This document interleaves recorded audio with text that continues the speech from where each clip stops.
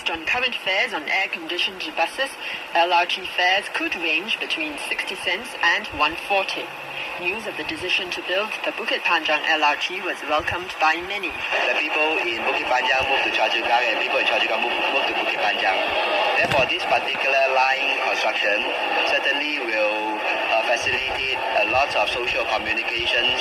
We have been waiting for LRT for many years, and it will be a pleasure if the government can have it early. If we take bus, it take times around 15 to 20 minutes. So we got LRT, so it's easier for us to somehow reach there much earlier.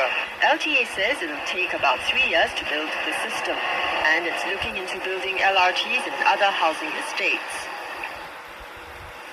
Northern Ireland group Sinn Féin's leader Gerry Adams has called for urgent talks with London and Dublin after a bomb attack on London.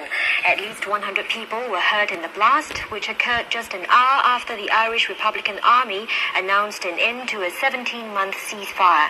Planted in an underground garage near London's largest office complex.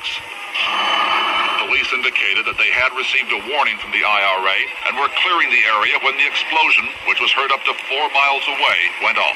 There's a huge explosion, and the glass in the downstairs shops bowed out and then back in again. I looked out and looked around the corner towards the front of the building, and you could see it was absolutely devastated. Only minutes before the bombing, Irish television in Dublin said it received a message from the IRA that the ceasefire, which has held for more than 17 months, was ending. By placing the bomb in London, it is believed the terrorists wanted to cause more than casualties. They also wanted to set off the strongest political shockwaves. And the warning messages with all the recognized codes left no doubt that the IRA was behind the attack. Taiwan's President Lee Teng-hui has called for peace with China. In a major policy speech, President Lee said the people of both countries want to see an end to the hostile confrontation between them. The Taiwanese leader has been campaigning for next month's presidential elections.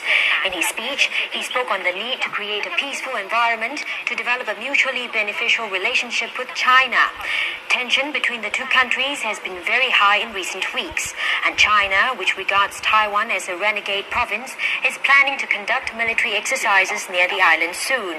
The maneuvers are seen as a bid to destabilize the country before next month's polls.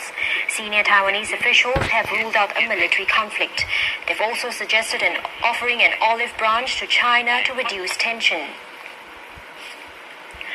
Thousands of Hong Kong residents with overseas passports face an uncertain future.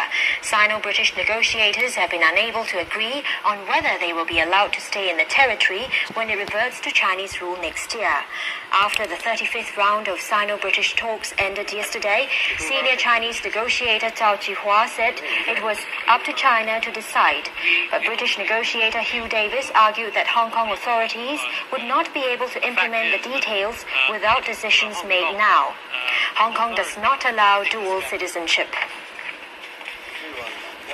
The United States says it's disappointed by Myanmar's decision not to extradite drug warlord Kun Sa. A U.S. spokesman said another appeal would be made to the Yangon government to hand him over. Kun Sa is wanted in the United States on heroin trafficking charges.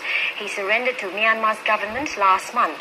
Myanmar officials say the country has no extradition treaty with the U.S. In New Jersey, 2 commuter trains collided during the Friday morning rush hour, killing 3 and injuring more than 200 other people.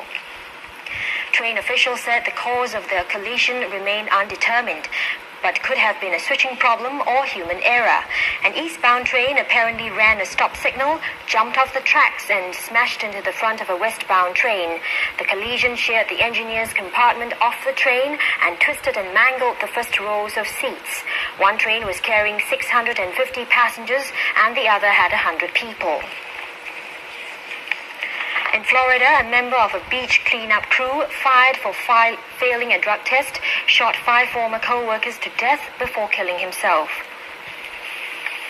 The usually quiet sandy beaches of Fort Lauderdale exploded in a barrage of gunfire